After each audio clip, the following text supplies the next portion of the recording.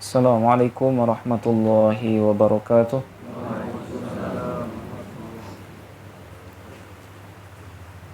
Bismillahirrahmanirrahim. Alhamdulillahilladzi akramana bi syahri Ramadan. Syahran lisyami walil qiyami wa li ma'rifatillahi wa li ma'rifati rasulih sallallahu alaihi wasallam. Asyhadu an la ilaha illallah wahdahu la syarikalah wa asyhadu anna Muhammadan abduhu wa rasuluh alladzi la nabiyya ba'dah.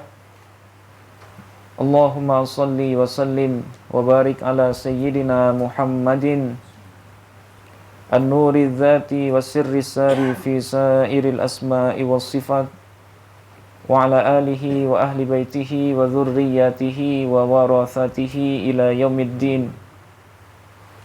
Allahumma inna nas'aluka ridhaka ya Allah wa nas'aluka asyauqa ila liqa'ik wa nas'aluka asyauqa ila liqa'i habibikal Mustafa Muhammadin sallallahu alaihi wasallam.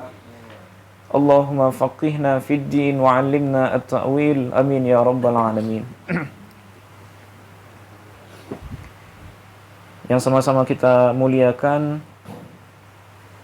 para guru, para khalifah, dan seterusnya para ikhwan, bapak-bapak, saudara, peserta suluk surau ridha ilahi yang insyaallah dimuliakan dan dirahmati oleh Allah Subhanahu wa taala. Amin. Kembali kita bersyukur kepada Allah karena sampai sore hari ini Allah masih meringankan lisan kita untuk menyebut nama-namanya, meringankan anggota badan kita untuk melaksanakan perintah-perintahnya, meringankan kalbu kita untuk tunduk di bawah asma-nya, dan kita semuanya berharap mudah-mudahan nikmat ini Allah kekalkan di dalam diri kita. Dan mudah-mudahan ini menjadi pertanda kalau Allah Subhanahu wa taala meridhai kita. Karena kata Rasulullah sallallahu alaihi wasallam, kullun muyassarun lima khuliqalah. Segala sesuatu itu dimudahkan Allah sesuai dengan tujuan atau skenario awal yang sudah Allah tentukan. Kalau skenario awal Allah Subhanahu wa taala terhadap kita menjadi orang ahli zikir, maka dalam kehidupan dunia pasti akan Allah mudahkan kita untuk berzikir kepadanya.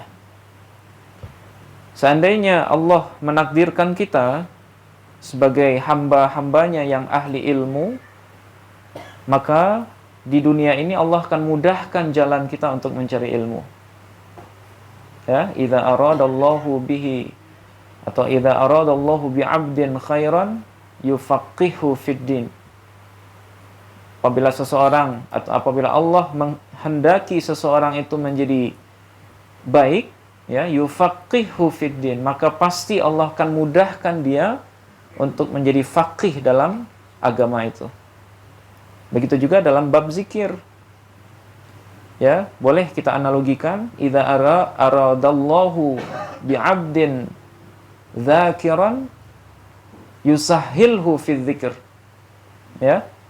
Apabila Allah menghendaki seseorang hamba menjadi ahli zikir, ahli mengingatnya, maka Allah mudahkan dia untuk berzikir kepada Allah Subhanahu wa taala.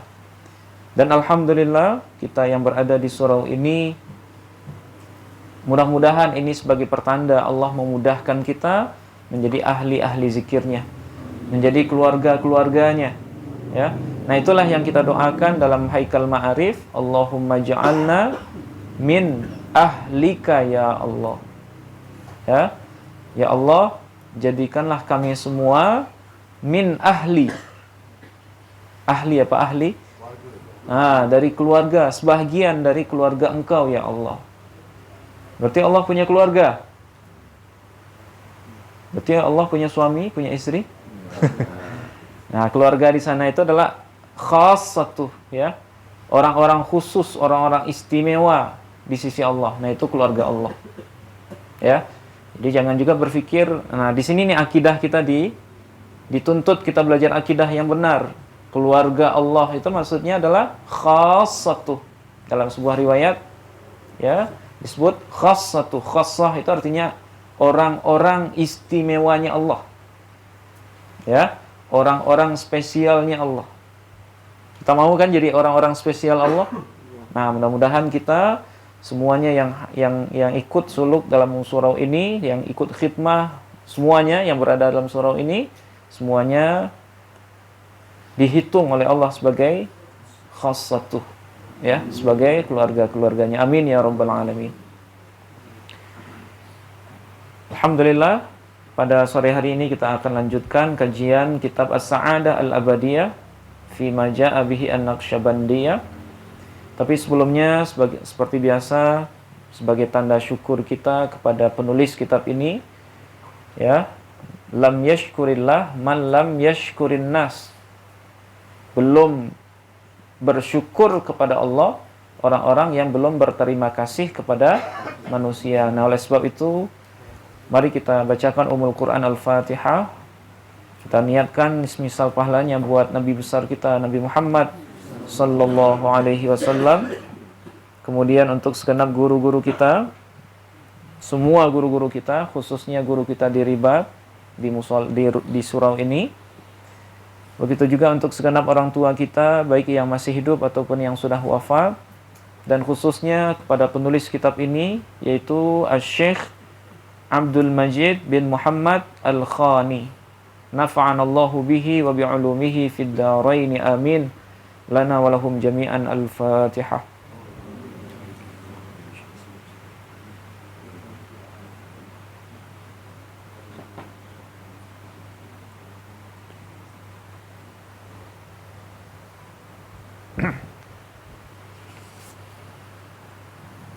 Oke, baik Bapak, Saudara yang dimuliakan Allah. Sebelumnya saya coba review singkat lagi. Tujuannya adalah supaya, kalau kata Abuya kemarin, ini sebagai upaya kita untuk selain berzikir juga bertaklim, ya, supaya kita paham dengan apa yang kita zikiri. Pertama itu kita sudah membahas tentang syarat-syarat usul. Pertama, usul itu punya syarat dan punya usul. Usul itu dasar, ya. Kalau syaratnya ada 4. Nah, masih ingat ya? Yang nyatat insya Allah paham. Apa yang 4? Ya, mempunyai i'tikad yang benar, kemudian taubat nasuha, kemudian beramal dengan sunnah nabawiyah dan berpegang teguh dengan hukum-hukum syariah atau syariat. Kemudian yang keempat, menjauhi bid'ah. Nah, itu syarat usul versi dari Imam atau Syekh Abdul Majid. Kemudian selain itu, usul itu punya usul. Nah, usul punya usul. Usul itu jamak dari aslun. Bahasa Arab ya, aslun itu artinya dasar. Ya, dasar-dasar usul. Nah, bisa juga kita sebut rukun lah ya. Nah, usul ini punya 4 rukun juga. Jadi 4 syarat dan 4 rukun. Nah, apa yang pertama? Apa rukun yang pertama? Suhbatul murid as-sadiqi lisy-syaikhil kamili.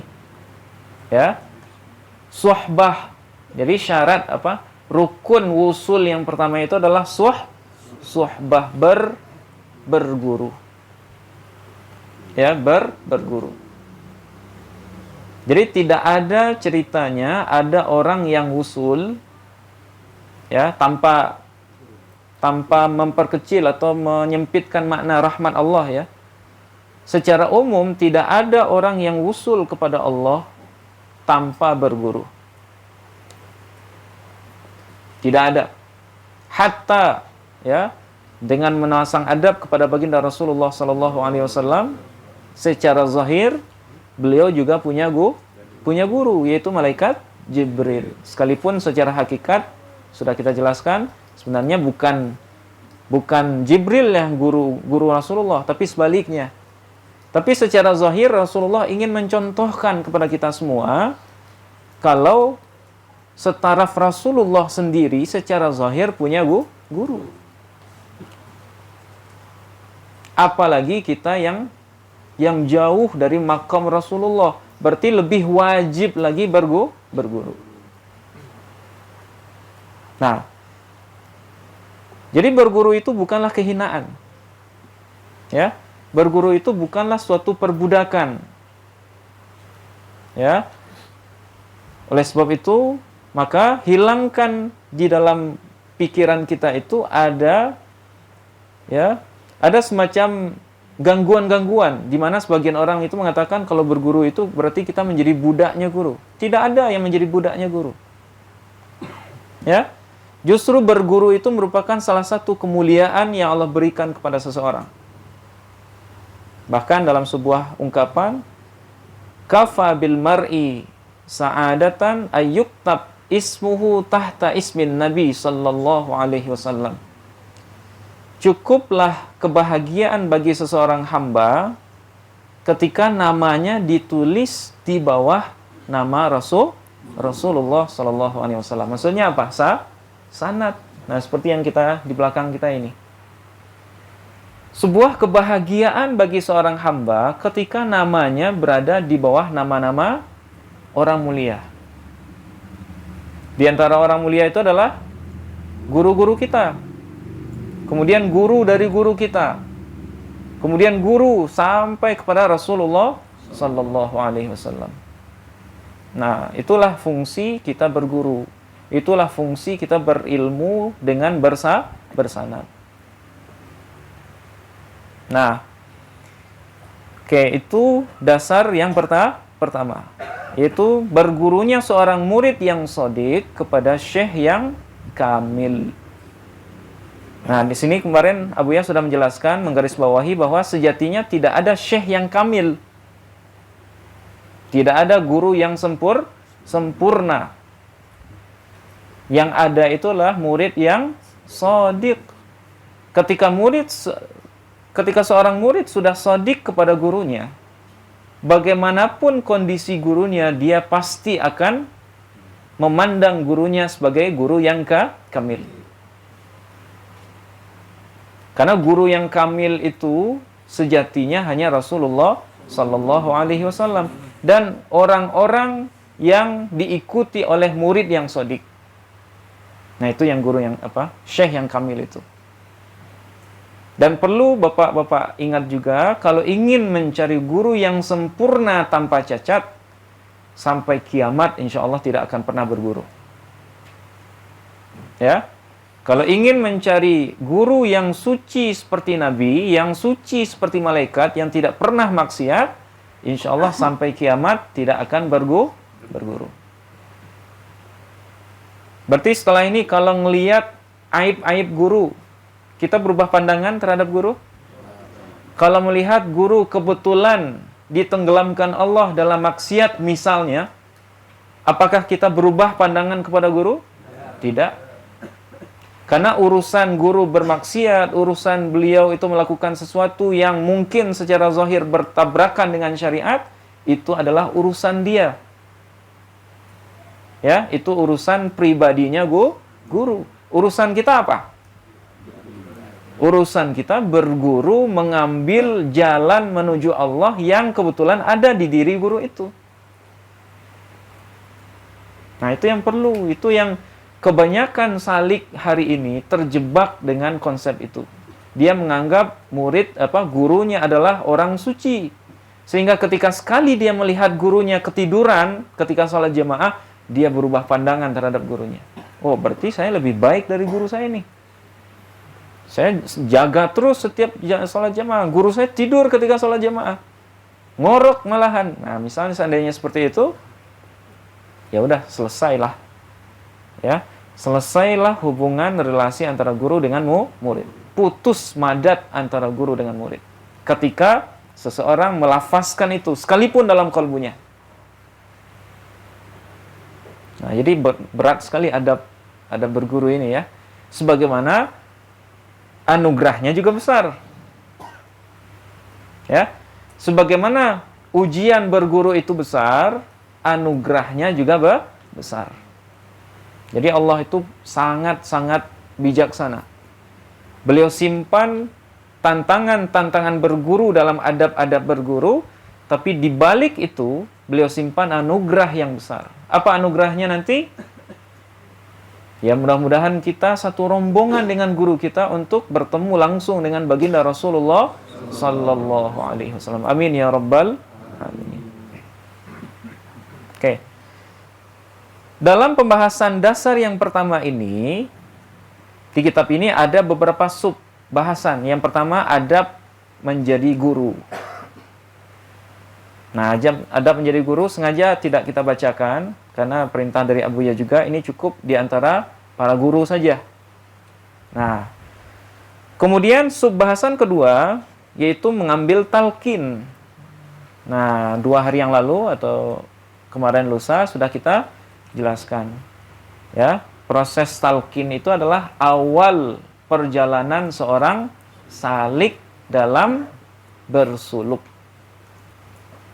Ya, jadi kalau ingin mengawali perjalanan menuju Allah, langkah pertama setelah mendapatkan guru yaitu bertalqin zikir.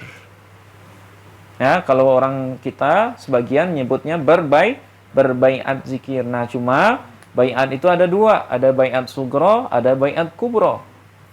Nah, yang dimaksud di sini adalah baiat sugro. Cukup talqin saja dulu. Ya. Adapun baiat kubro nanti di akhir zaman kepada Sayyidina Al-Mahdi alaihi salam. Insyaallah mudah-mudahan kita dijadikan bahagian dari pasukan-pasukan beliau insyaallah. Nah, jadi terakhir itu kita sudah bacakan bagaimana adab-adab talqin, bagaimana cara duduknya kemarin ya, sudah kita bacakan. Bagaimana duduknya? Duduk tawaruk kiri. Kenapa duduk tawaruk kiri? Katanya karena itu lebih cepat, lebih akrab ila thubut.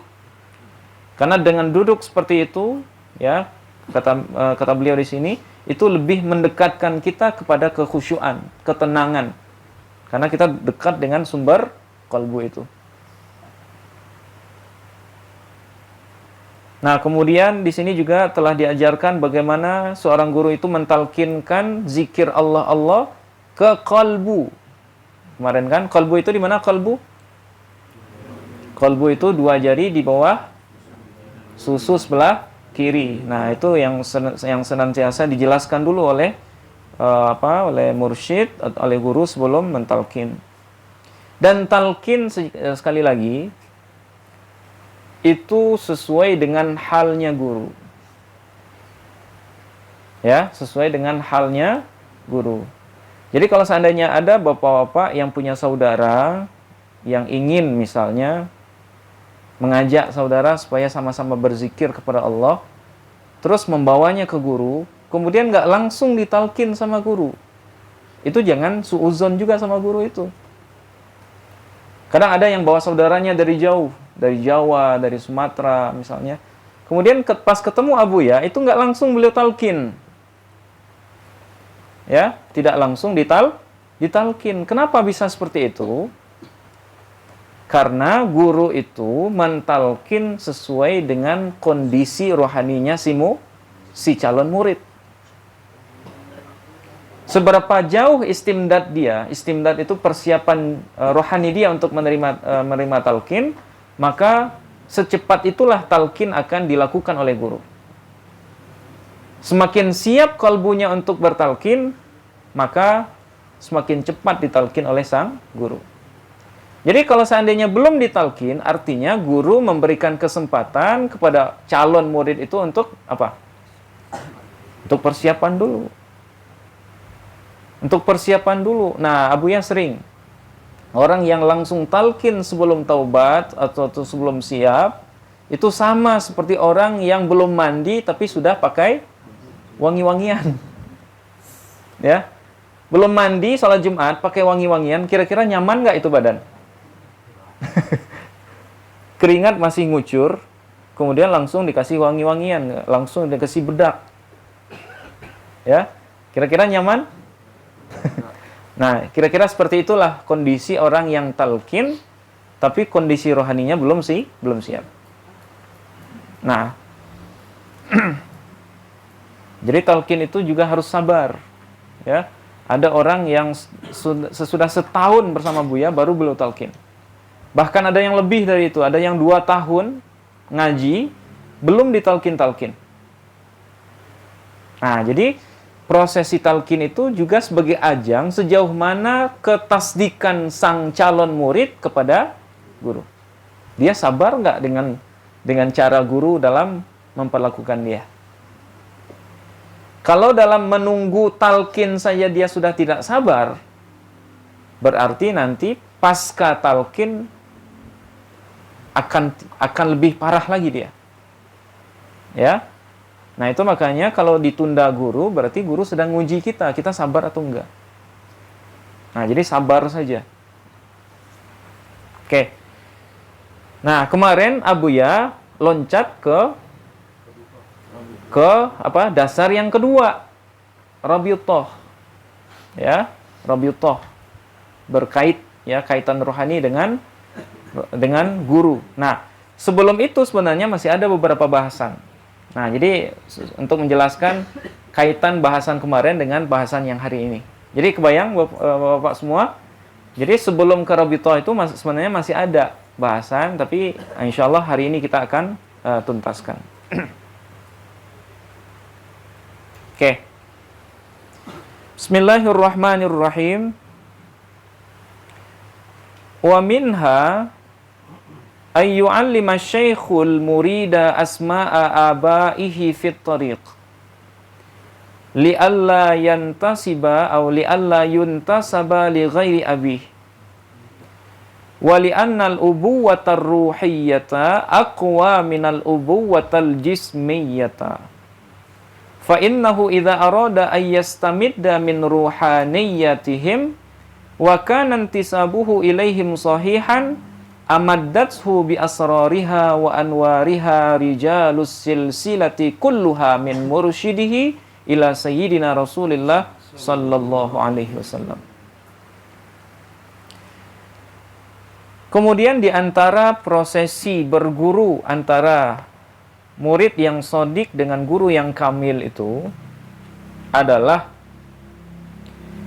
ayyu'allima syaikhu, bahwa mengajarkan seorang guru terhadap murid asma'a abaihi, ya, nama-nama dari bapak-bapak rohaninya, ya, nama-nama dari ayah-ayah rohaninya. Nah, apa maksud ayah-ayah rohani di sini? Maksudnya adalah silsilah keguruan dari gurunya. Bapak mungkin ingat ya, ketika prosesi talqin itu biasanya guru menyebutkan beberapa orang yang akan ditawasuli. Ya kan? Setelah kita talqin itu ada beberapa orang, beberapa nama yang disebutkan oleh guru agar ditawasuli sebelum berzikir. Nah, orang-orang itu ya, nama-nama yang disebut itu sejatinya adalah bapak-bapak rohani kita. Ya, ayah-ayah rohani kita yang akan membimbing kita secara madat atau secara rohani. Nah, berarti nama-nama yang disebut itu bukan nama sembarangan. Ya. Kadang ada juga guru yang menyebutkan silsilahnya sampai kepada Rasulullah sallallahu alaihi wasallam. Dan semua nama-nama yang ada di silsilah itu disebut dengan ayah-ayah rohani kita.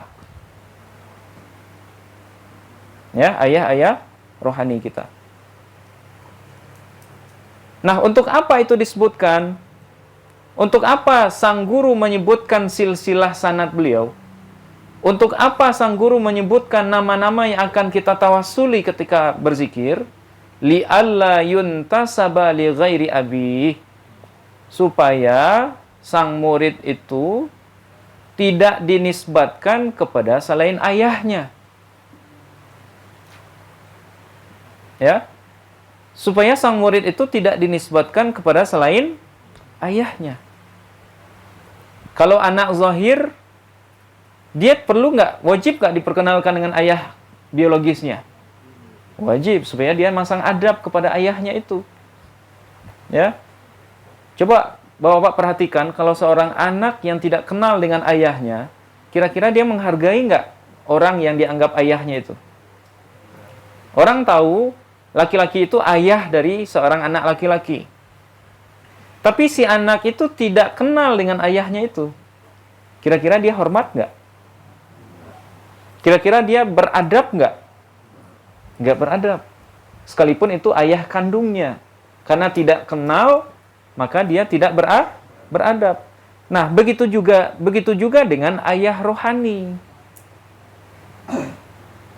Ketika seseorang tidak kenal dengan ayah-ayah rohaninya, maka tidak akan bergetar kalbunya kalau menyebut nama-nama itu.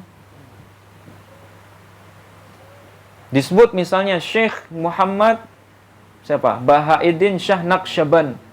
Itu ayah rohani kita dalam tarekat Naqsyabandiyah. Dengan semua silsilah beliau, baik ke atas ataupun ke bawah. Nah, supaya kita tidak dinisbatkan kepada selain ayah kita nantinya. Nah, itu makanya dalam suluk kali ini, itu dalam tawassul, itu khusus hanya nama-nama yang berkaitan dengan tarekat Naqsyabandiyah saja. Karena suluk kita ini meminjam metodenya Syekh Bahauddin Shah Naqsyaband. Itu makanya tawassul kita ke beliau. Kenapa ke beliau? Karena itu bahagian dari adab kita dalam berguru. Jangan sampai kita memakai cara beliau, tapi tawassulnya kepada guru yang lain. Nah, itu sul adab itu namanya. Nah, itu makanya Abuya kemarin mengubah sedikit susunan tawassul yang sebelumnya kan lebih banyak ya. Kalau yang rutin zikir di ribat itu ada Syekh Abdul Qadir Al-Jilani, kemudian ada Syekh Abdul Hasan Asy-Syazili, ada Ahmad At-Tijani dan lain-lain. Tapi khusus dalam prosesi suluk ini, sebagai tanda syukur kita kepada ayah-ayah rohani, berarti kita tawassulnya ke silsilah tariqah Naqsyabandiyah. Nah, itulah rahasianya tawassul, nama-nama yang ada di tawassul itu. Ya. Itu bagian dari bersyukur kepada ayah rohani. Wali anna al-ubuwatar ruhiyyata aqwa minal ubuwah al-jismiyah. Nah, ini kaidah Bapak. Karena sesungguhnya ayah-ayah rohani itu lebih kuat efeknya, lebih kuat adabnya ketimbang ayah-ayah biologis.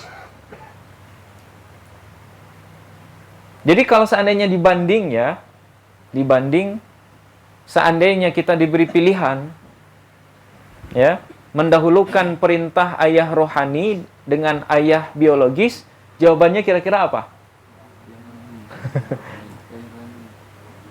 Secara kaidah asal,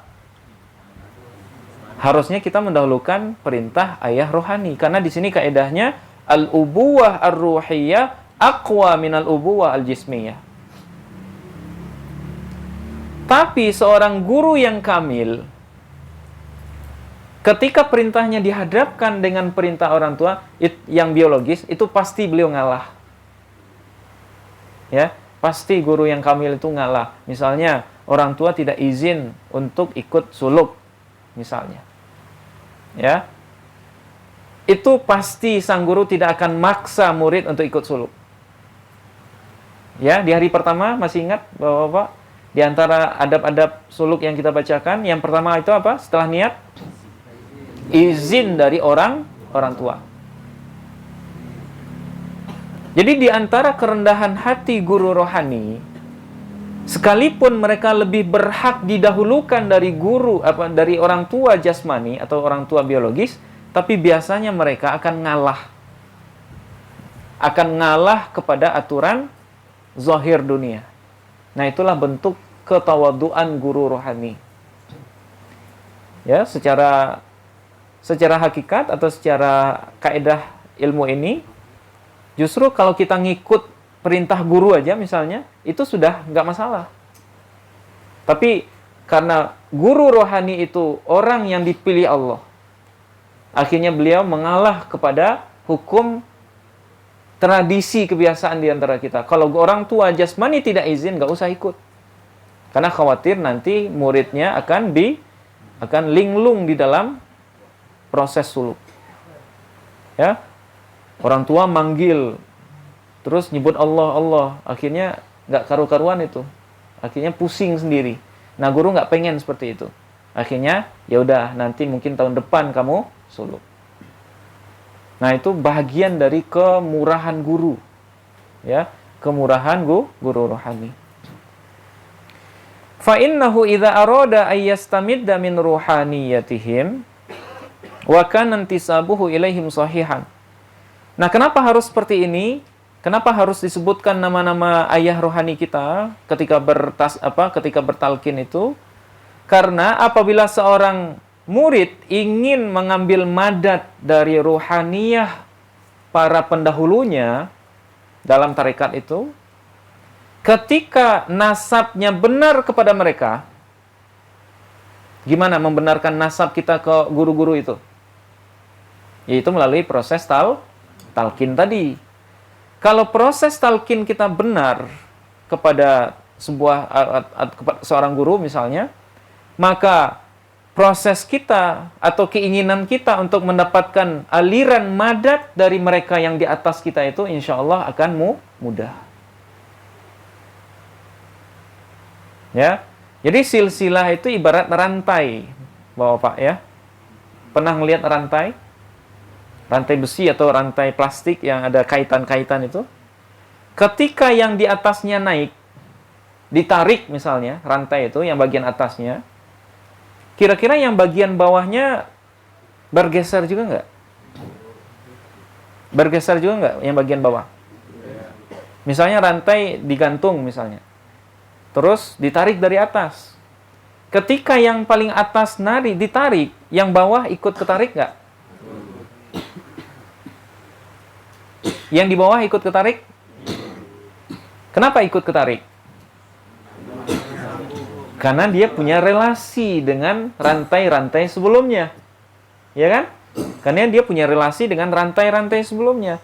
Nah, itulah filosofi kenapa kita harus bertalkin, kenapa kita harus berguru.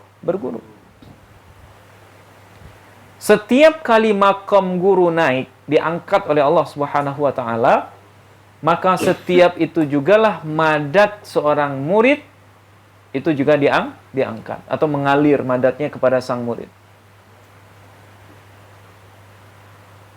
Itu sebenarnya filosofinya.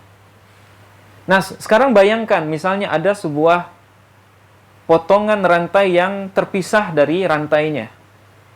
Misalnya ada satu bolongan, dia terpisah. Misalnya jatuh. Ketika rantai yang lain ditarik, kira-kira satu bagian rantai yang putus itu, kira-kira dia ikut ketarik nggak? Ikut ketarik? Kenapa nggak ikut? Karena relasinya dengan guru, dengan rantai di atasnya itu putus. Apa penghubung antara satu rantai dengan rantai yang lain? Prosesi talqin. Kalau baik talqinnya, kalau ikhlas tasdik ketika talqin kepada guru yang mentalqin, insya Allah nanti akan ditarik atau tertarik.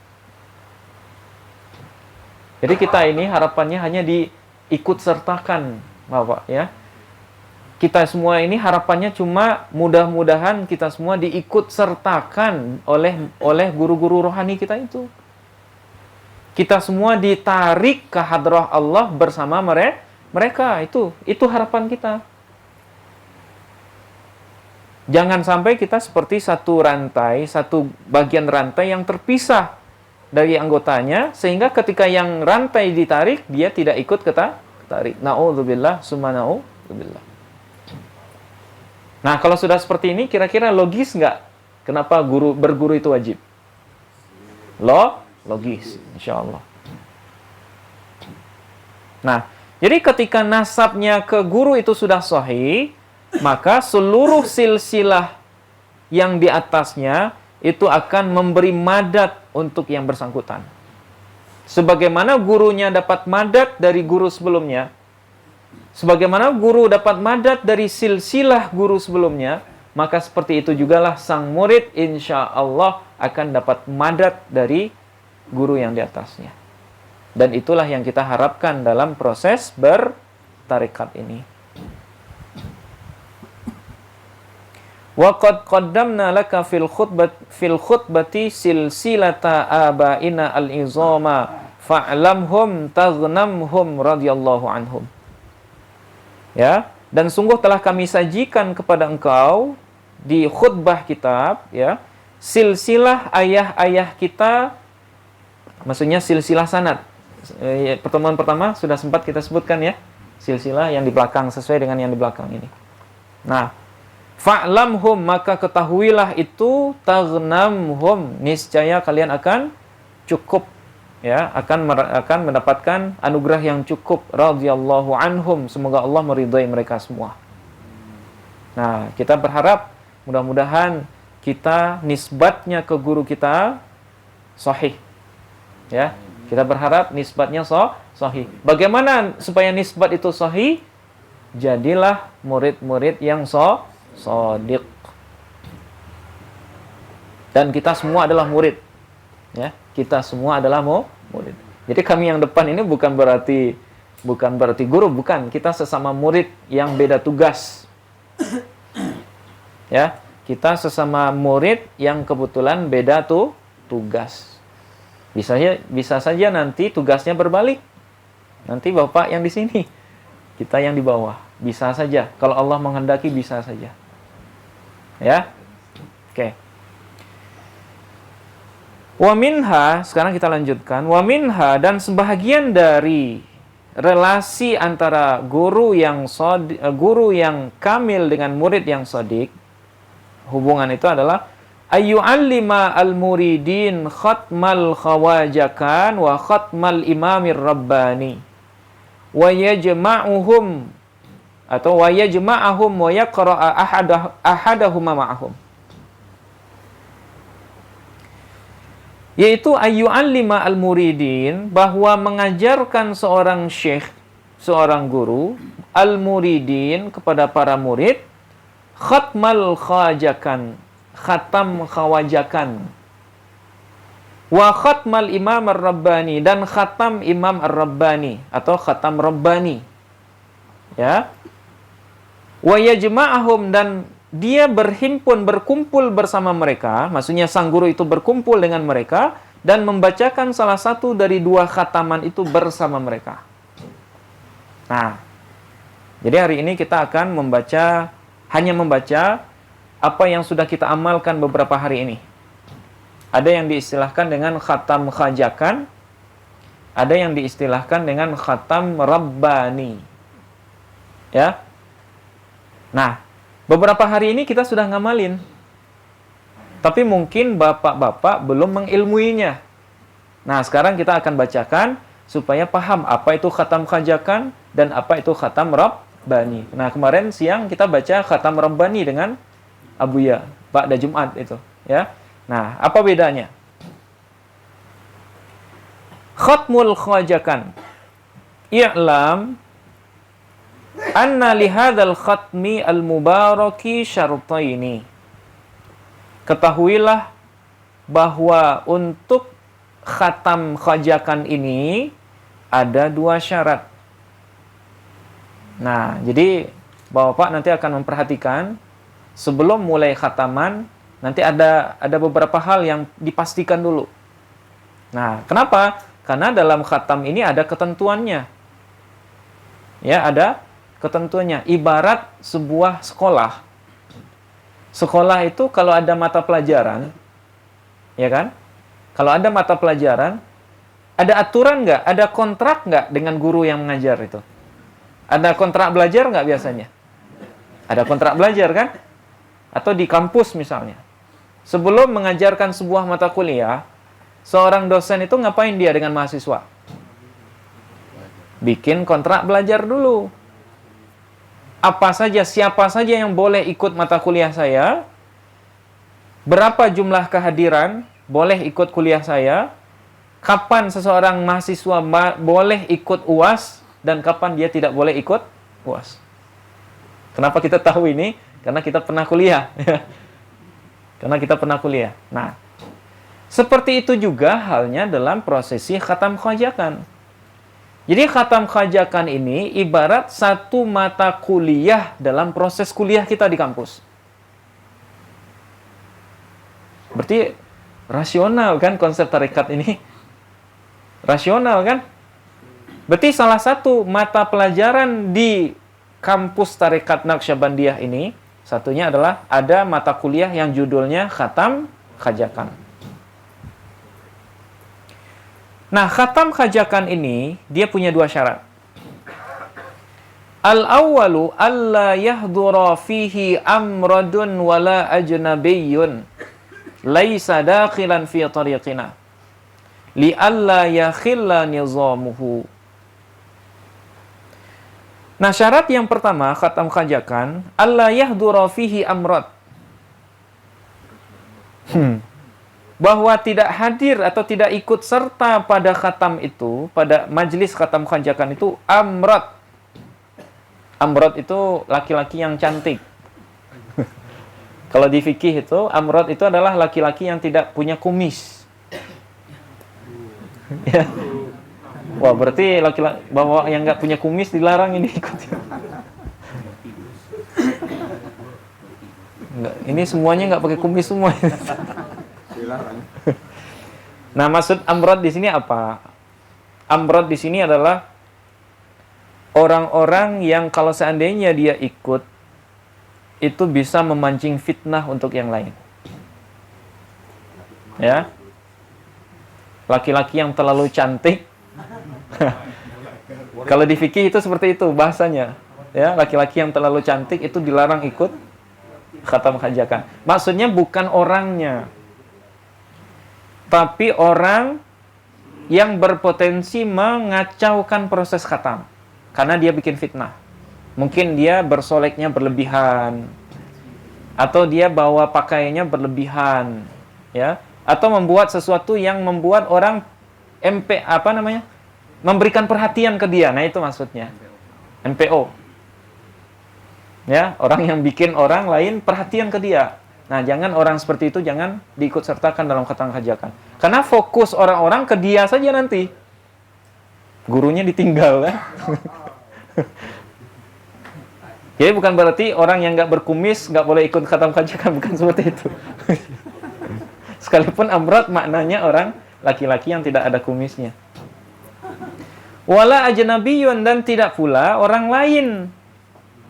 Orang lain maksudnya apa ajnabi? Orang yang belum mengikuti proses talqin. Nah, itu namanya ajnabi.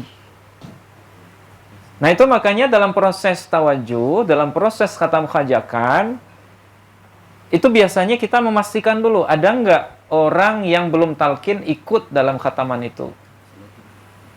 Termasuk dalam tawajuh. Adab tawajuh itu tidak boleh yang belum talqin ikut tawajuh. Itu bukan berarti kita mengkhususkan ilmu ini buat orang-orang tertentu saja. Bukan, tidak ada kaitan dengan itu. Kan di luar sana kan tarekat dikritisi kan. Tarekat itu eksklusif. Tidak boleh orang asing masuk. Berarti mereka aja. Itu ciri-ciri aliran sesat biasanya. Kan di luar sana ada orang yang bikin kriteria aliran sesat. Salah satu di antaranya adalah eksklusif. Mengadakan kajian-kajian yang tertutup, tidak boleh orang asing masuk. Wah, tarekat itu kita nggak boleh masuk. Berarti itu kemungkinan aliran sesat. Ya kan? Ada kan asumsi seperti itu? Nah, ini logikanya seperti ini Bapak-bapak ya. Kenapa orang lain nggak boleh masuk dalam prosesi khatam khajakan? Tadi kita sampaikan khatam khajakan ini ibarat apa di kampus? Ibarat satu mata kuliah di kampus.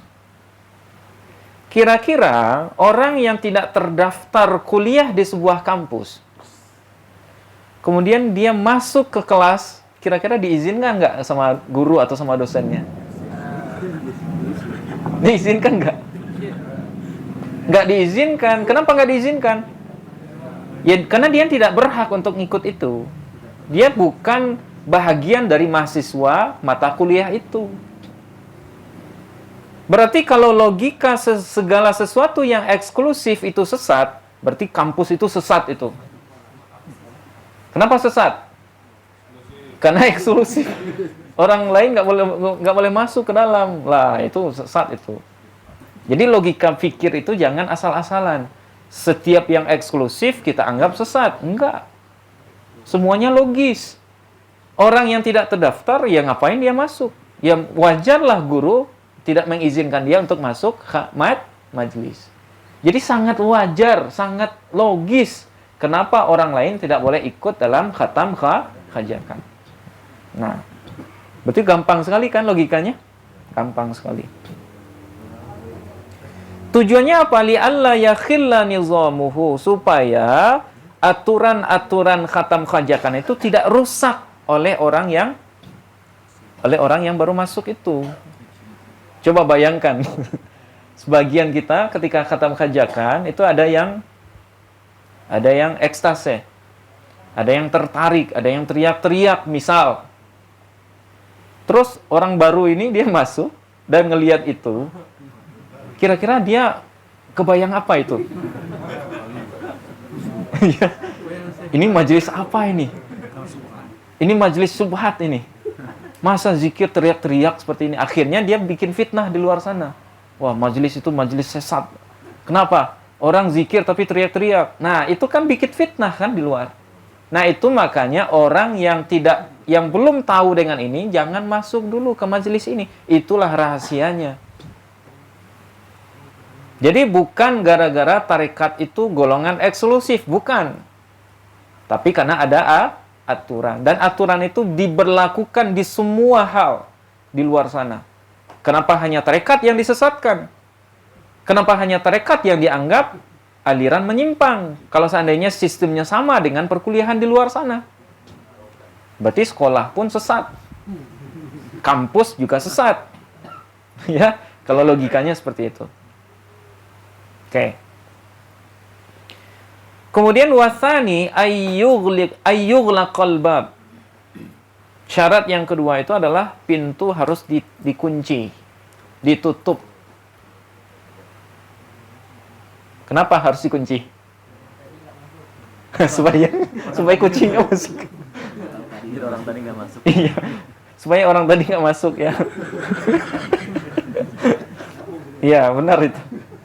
Supaya orang yang tidak berkepentingan masuk. Atau orang yang ngaku-ngaku mahasiswa masuk. Dia nggak terdaftar, tapi dia ngaku-ngaku mahasiswa. Logis kan? Supaya kucing juga nggak masuk. Nah, kemarin ada tim khidmat kita yang sajadahnya dikencingi kucing itu. Ya. Nah, supaya kucing juga nggak masuk. Karena kalau kucing masuk, dia bisa mengacaukan majelis. Kalau kucing yang lagi birahi misalnya kan, kencing sembarangan itu bisa kacau itu majelis. Nah, itu salah satu rahasia kenapa pintunya harus dikunci. Oke. Walahu adabun minha taghmidul ainain wal istighfaru 25 marratan awwalahu. Nah, sekarang kita akan jelaskan khatam khajakan ini ada adabnya. Boleh nggak tidur ketika khatam khajakan? Nah, kita lihat nih. Ya. Walahu adab. Dan untuk khatam atau dalam prosesi khatam kajakan itu ada adab. Ada adab yang harus diperhatikan dan harus dijalankan. Bukannya diabaikan. Ya. Pertama, taghmidul ainain. Yang pertama adabnya itulah memejamkan kedua mata. Bukan tidur maksudnya. Ya. Taghmidul ainain. Yang pertama itu adalah memejamkan kedua mata. Kenapa mata harus dipejam? Karena asal dari semua pikiran, asal dari semua kegelisahan, asal dari semua banyak yang masuk ke dalam kalbu kita itu berasal dari mata. Dan kenapa khirqah harus dipasang terus? Itu juga mendukung ini. Ya. Supaya mata kita ini tidak merekam segala hal yang tidak akan mendukung proses khatam kajakan. Karena kalau mata kita buka, kadang ngelihat misalnya di depannya ada guru yang pakai misalnya, yang pakai khirqah merek apa misalnya, terus ngelihat ini gurunya beli di mana ya. Pas khataman kepikiran apa? Nanti kalau pulang saya beli juga, seperti itu. Itu kan mengganggu sekali kan? Atau misalnya pas buka mata, ngelihat di depannya ada orang yang zikir kha. Ya. Ada yang zikir kha di depannya. Terus dia ngelihat. Nah, hati ngomong apa? Baru kemarin ngaji, gak boleh tidur ketika khatam kajian. Sekarang dia tidur. Itu kan bisa masuk juga kan? Bisa ngerasuki kalbu orang yang ikut khataman nggak? Bisa. Istighfar jalan terus, astagfirullah. Tapi mata jelalatan ngelihat orang yang tidur. Ya Allah, ini orang nggak dengar. Dia nggak patuh sama aturan guru ini. Astagfirullah jalan terus. Istighfar jalan terus, tapi hatinya mikirin orang lain. Nah, itu yang dikhawatirkan kalau mata kita dibuka. Jadi nggak ada yang jelalatan ketika khatam kajakan itu. Matanya tutup semua. Nah, selama ini matanya dibuka atau ditutup? Dibuka.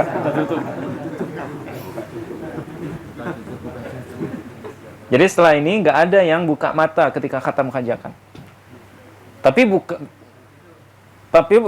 nutup mata itu bukan berarti diizinkan tidur, bukan. Ya. Wah, kita disuruh pejam mata nih, berarti disuruh tidur semua, enggak. Bukan itu maksudnya.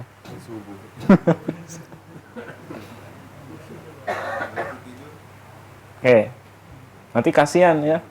Buya Ratu Asa ditinggal tidur semua. Kasihan. Bukan kasihan beliaunya, kasihan kitanya. Kitanya yang langgar adab khatam kajakan. Beliau mah santai aja. Gak ada efeknya sama beliau. Ya, yang rugi siapa? Yang rugi kita karena nggak masang adab. Kemudian wal istighfaru khamsan wa ishrina marratan. Kemudian beristighfar sebanyak 25 kali. Nah, ini kan kita amalkan ya. Wal istighfar khamsan wa ishrina marratan, beristighfar sebanyak 25 kali. Wal julusu mutawarrikan aksa tawarrukis shalah kama taqaddama. Jadi istighfar, kemudian apa? Duduk tawarruk kiri sebagaimana yang sudah dijelaskan sebelumnya. Berarti nanti setiap khatam kawajakan atau setiap tawajuh usahakan duduknya tawarruk kiri. Tahan sebentar. Kalau seandainya kesemutan misalnya, coba tahan sebentar. Ya. Tapi kalau benar-benar sudah seandainya dipaksakan kita akan dapat mudarat misalnya, kaki kita itu patah atau apa misalnya, nah itu boleh ganti. Ya. Tapi selama ini belum ada sejarahnya orang yang tawajuh kakinya patah, belum ada. Jadi Ya? Mengganggu konsentrasi. Ya, maksudnya itu. Kalau seandainya konsentrasi kita sudah terganggu dengan kondisi kaki, boleh silakan ganti. Tapi selama masih bisa ditahan, coba kita mujahadah dulu. Ya, kita mujahadah dulu, tawaruk kiri dulu. Ya, insya Allah nanti setelah selesai, kakinya tetap kesemutan. Ya, tapi insya Allah setelah selesai kita tenang ya. Setelah selesai kaki kita itu semutan paling sebentar aja. Nah, karena ini merupakan adab yang harus kita jalankan. Nah, boleh diganti kalau seperti yang tadi ya. Kalau seandainya kondisi kaki sudah merusak konsentrasi. Nah, itu boleh diganti. Wa mulahazatur rabitati syarifatil ati bayanuha. Nah, kemudian berrabithah dengan rabithah yang akan dijelaskan. Kemarin sudah dijelaskan. Jadi ketika sudah mulai tawajuh, sudah mulai khatam kewajakan, itu rabithahnya diperkuat. Jangan lagi sibuk dengan hal-hal yang tidak berkenaan dengan khataman. Jangan lagi mikirin target yang belum selesai. Ya? Jangan lagi mikirin jemuran yang belum diangkat. Sudah lepaskan semua. Jangan lagi mikirin jadwal bekam yang akan datang. Ya, kalau Mas Tris itu. Putuskan semua hubungan dengan apa yang kita alami sebelumnya, fokus hanya rabithah kepada guru. Bayangkan, kita kan menjamin mata kan? Bayangkan kalau di depan kita itu guru. Dan mang guru di depan kita kan dipimpin guru kan? Nah, jadi nggak ada lagi pikiran lain ketika khatam kewajakan itu. Dan ini mungkin sebagian besar kita melanggar adab ketika khatam kewajakan. Sudah mulai khatam kewajakan tapi masih gelisah. Sudah mulai khatam kewajakan tapi masih mikirin yang lain. Nah, itulah yang membuat prosesi khatam kewajakan itu kita nggak dapat rasa. Yang dapat cuman pegalnya doang, kesimutannya doang. Nah, mudah-mudahan dengan belajar ini, kita pelajari, kita tahu rahasianya, mudah-mudahan bisa kita perbaiki. Wa arkanuhu, dan adapun rukun-rukun khatam kewajakan, nah ini, sekarang rukunnya. Qiraatul Fatihati sab'a marrat. Membaca surah Al-Fatihah sebanyak 7 kali. Thumma salatu ala Nabi sallallahu alaihi wasallam mi'ata marrah. Kemudian bersalawat kepada Nabi sallallahu alaihi wasallam 100 kali. Jadi pertama apa? Baca Al-Fatihah 7 kali, kemudian baca salawat 100 kali. Thumma qira'atu surati Alif Alam Nashrah. Kemudian membaca surah Al-Insyirah. Berapa kali? Tis'an wa sab'ina marratan. Yaitu sebanyak 79 kali. Selama ini yang kita baca berapa? Yang baca bersama 7. Tapi kalau dihitung semuanya berapa? Nah, jadi kita selama ini hanya mengamalkan khatam kewajakan sugro. Kalau khatam kewajakan yang kubro, itu semuanya harus baca 79. Yang kita amalkan selama ini baru hanya yang sugro. Kita baca bersama dan hitungannya secara berjemaah. Kira-kira kita semua berapa ini? 60-an ya. Sekali baca kira-kira sudah 60? Kalau baca semua 60, kecuali kalau semuanya tidur. Ya. Sekali baca sudah 60. Kalau kita baca 7 kali 6 sudah 420, sudah lebih sebenarnya. Tapi itu jamaah. Summa suratul Ikhlas alfa marratin wa wahidah. Kemudian membaca surah Al-Ikhlas sebanyak 1001 kali. Jadi kalau kita ingin mengikuti khatam kewajakan yang kubro, ini masing-masing orang bacanya 1000 kulhunya. Jadi kalau kita mulai zuhur, insya Allah selesainya menjelang asar ya. Kalau yang kubro, nanti suatu saat mungkin Abuya akan terapkan ini. Ya, suatu saat. Jadi masing-masing kita baca berapa? 1100 kali surah Al-Ikhlas. 1001 ya, 1001. Tsummal Fatihatu aidan sab'an. Kemudian baca Al-Fatihah lagi sebanyak 7 kali. Jadi Fatihahnya 2 kali itu, di awal, kemudian nanti diulang lagi kan? Tsumma sholatu 'alan Nabi sallallahu alaihi wasallam mi'ata aidan. Kemudian salawat lagi kepada Nabi sebanyak 100 kali. Nah, jadi urutannya seperti itu. Fatihah duluan, salawat, Al-Insyirah, Al-Ikhlas, kemudian salawat lagi, kemudian Al-Fatihah lagi. Tsumma yuhdi thawaba dzalika ila sahifatin Nabi sallallahu alaihi wasallam wa ila alihi wa ashabihi wal awliya wal masyayikh al-kiram wal ahsan ayyad'u bid-du'a al-manqul an hadrati syekhina wa maulana Khalid qaddasallahu sirrah.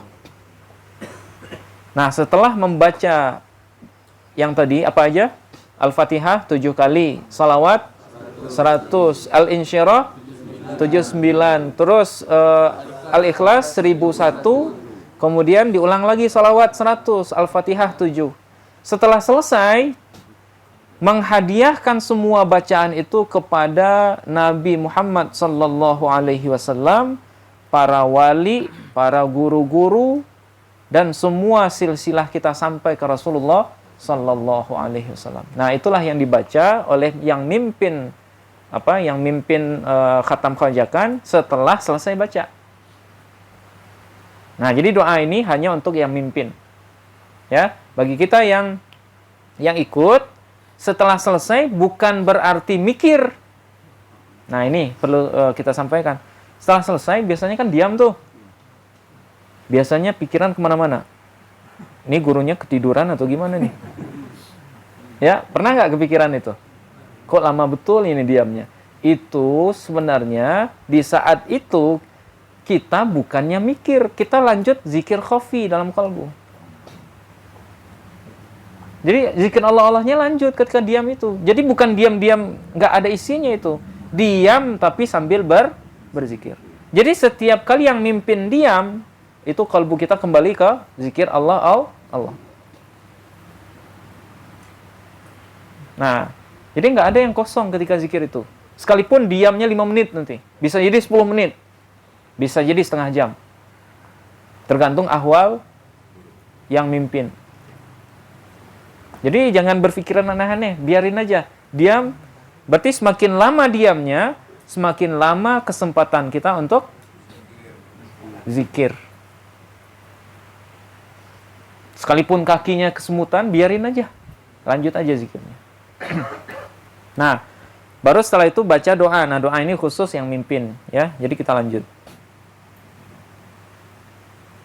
Tsumma yaqra'u huwa aw ahadul hadirin ma tayassara minal Qur'an. Kemudian setelah selesai, prosesi khatam selesai, itu salah seorang dari hadirin, nah maksudnya bisa jadi khalifah, bisa jadi yang lain, itu membaca satu ayat dari Al-Quran. Bapak pernah dengar ada satu orang yang baca Quran? Baca ayat Quran? Biasanya, laqad ja'akum rasulun min anfusikum. Atau misalnya, ya ayyuhalladzina amanu la tulhikum amwalukum wala auladukum, sampai akhir. Nah, itu adalah bagian dari adab khatam khajakan. Ya, adab khatam khajakan. Tsumma idza arada al-insiraf yaqul huwa aw ahaduhum hadhihi sighah. Kemudian ketika majlis akan bubar, ya, maksudnya ketika majlis akan selesai, yaqulu huwa, orang yang baca ayat tadi atau siapapun yang ditunjuk oleh guru itu membaca zikir yang isinya salawat Nabi ala asyrafil alamin sayyiduna Muhammad salawat. Maksudnya membaca salawat. Nah, itu makanya di akhir kita selalu bersalawat. Berarti apa yang kita amalkan ada dalilnya ini? Ada referensinya? Ada referensinya. Salasan wahya kal adzan bil insiraf. Kal idzni bil insiraf.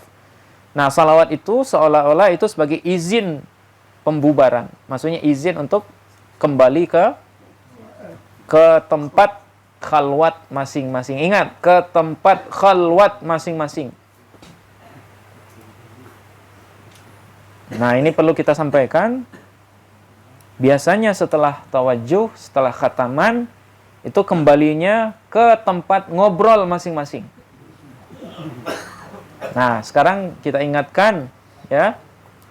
Setelah tawajuh, supaya rasanya tidak hilang, bawa ke dalam kelambu. Jangan buat rasa yang sudah didapat itu hilang lagi dengan ngobrol sama teman. Jangan buang zauk yang sudah didapat itu dengan selonjoran di luar. Ngobrol di luar. Bukan itu. Masuk langsung ke kelambu masing-masing. Nah, ini adab yang perlu kita tekankan. Karena beberapa hari kita lihat ada yang seperti ini. Jadi setelah tawajuh, masuk dulu. Sekalipun nanti akan keluar lagi buat wudu lagi. Atau buat apa misalnya? Yang lain, silahkan. Tapi yang wajib setelah itu masuk dulu, zikir sebentar, baru kalau ada hajat ke kamar mandi, silahkan hajat ke kamar mandi. Bukannya bikin majlis. Nah, itu perlu kita ingatkan ya. Ini bukan marah. Ini hanya mengingatkan saja. Ya. Wa idza arada ay yatawajjaha lahum faqabbil an tuqala tilka sighah wa yaqra'ul Fatihah asy-syarifah ila ruhaniyah as-sadat wa yastamiddu minhum summa yatawajjahu lil hadirin 'alal hay'ah al-ma'rufah 'indahum thumma yaqra'ul Fatihah kadzalika aidan thumma ma tayassara minal Qur'an thumma tuqal hadhihi sighah wa yumdi kullun li sya'nihi.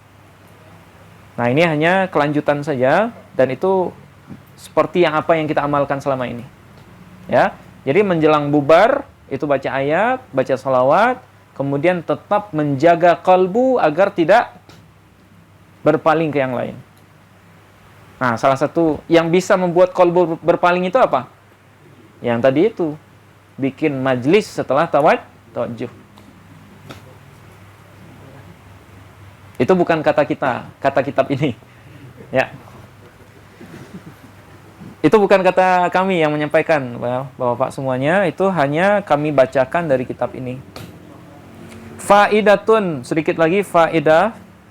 Al-khajakan jam'u farisiyin li khajah. Nah, khajakan itu maksudnya apa? Istilah khawajakan merupakan jamak bentuk plural dari kalimat yang berbahasa Persia, yaitu khawajah. Khawajah, pakai waw, tapi wawnya nggak dibaca, khajah. Biwawin dengan ada waw, khawajah.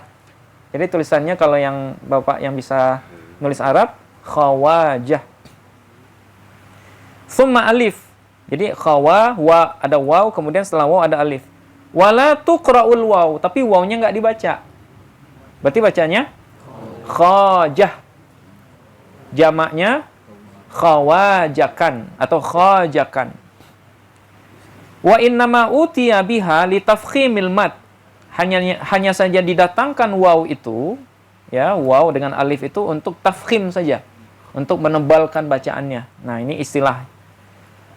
Wal khajah bimakna asy-syekh. Jadi khajah itu khoja, ya, kalau di India, kalau guru besar itu disebut khoja, kan? Khoja. Khoja itu maknanya adalah syekh, guru. Ya. Jadi khojah maknanya adalah syekh, guru. Wa qad abada sayyidi al-walid al-majid. Dan orang tua kami, maksudnya penulis kitab ini, orang tua dari penulis kitab ini, itu pernah menjelaskan, ya, semoga Allah menguatkan beliau, maksudnya memberikan anugerah buat beliau, hikmatan litasmiyatihi khatman. Kenapa khatam khawajakan itu dinamakan khajakan? Nah, alasannya li'anna sadat kanu idza jatama'al muridun 'indahum wa ahabba syaikhu al-insiraf khatama majlisahu bihadza dzikr. Jadi dulu, ya, para sadat yang nama beliau tertulis di belakang kita ini, ketika mereka berkumpul dengan para murid, Ya. Sementara sang guru ingin keluar dari majelis, maksudnya ingin pergi dari majelis, khatama majlisahu bihadzal dzikr. Biasanya sang sadat, maksudnya beliau-beliau ini, khususnya Syekh Abdul Khaliq Al-Wajdawani, mengakhiri majelisnya dengan zikir ini. Ya, mengakhiri majelis dengan zikir yang barusan kita sebut. Fatarkib. Nah, oleh sebab itu, fatarkib ala hadfi mudhaf ay khatmi majlisil masyayikh. Berarti sebenarnya khatmul khawajakan itu adalah khatmu majlisil khawajakan. Khatmu majlisil khawajakan. Khatam majlis para guru. Nah, itu maksudnya. Jadi dulu para sadat kita ini, para guru-guru kita, silsilah kita, ketika mereka akan bubar dari majelis pertemuan dengan murid-muridnya, ketika akan bubar itu mereka baca apa tadi? Al-Fatihah 7 kali, kemudian Alam Nashrah salawat 100, kemudian Alam Nashrah 79, kemudian Ikhlas 1001. Nah, menjelang bubar aja 1 jam lebih itu ya. Nah, jadi bubar. Nah, jadi mereka seperti itu dulu. Kalau mau bubar, baca itu dulu. Nah, itu makanya disebut dengan khatam khajakan. Jadi khajakan itu artinya syekh-syekh, guru-guru. Ya, pembubaran majelis guru. Jadi mau bubar aja zikir dulu. Sekarang sebatang. Kalau sebatang. Oke, Terakhir ada khatam Rabbani yang kemarin dijelaskan Abu ya. Nah, ini karena sedikit saja, maka saya jelaskan kesimpulannya saja. Apa bedanya khatam khajakan dengan khatam Rabbani? Secara syarat, secara rukun, khatam khajakan dengan Rabbani sama. Yang siang kemarin, ya. Bedanya khatam Rabbani, Al-Ikhlas yang 1001 tadi, ditambah dengan Al-Insyirah yang 79 itu diganti dengan hauqalah. Apa hauqalah? La haula wala quwata illa billah sebanyak 500 kali. Kalau khajakan Al-Insyirah 79, Ikhlasnya 1001. Tapi kalau khatam Rabbani berarti Al-Fatihah 7 kali, kemudian salawat 100, kemudian hauqalahnya 500. Setelah itu salawat 100, setelah itu Al-Fatihah 7 kali. Nah, itu beda antara khatam Rabbani dengan khatam khajakan. Nah, itu aja bedanya. Ya.